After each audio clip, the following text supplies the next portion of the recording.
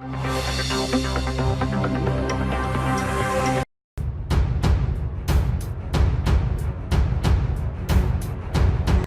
کی جانب سے بھارت کو دیا گیا تجارتی ترجیحی پروگرام معطل کر دیا گیا ہے۔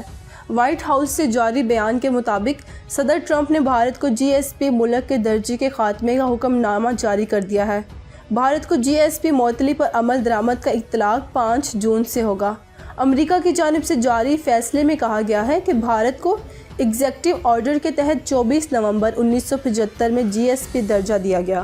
تاہم بھارت اب اپنی منڈیوں تک مناسب رسائی اور یکساں مواقع فراہم کیے جانے کی یقین دہانی کرانے پر ناکام ہو چکا ہے، جس کے بعد اس سے جی ایس پی ملک کا درجہ واپس لیا جا رہا ہے۔ فیصلے میں امریکی صدر کا کہنا تھا کہ جی ایس پی درجہ واپس لینے کے لیے کانگریس کو 60 روز پہلے مطلع کرنا ہوتا ہے۔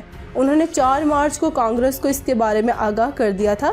جی ایس پی ٹریڈ پروگرام کے ذریعے ترقی پذیر ممالک امریکہ کے لیے بغیر ڈیوٹی ادا کیے مصنوعات برآمدات کرتے ہیں۔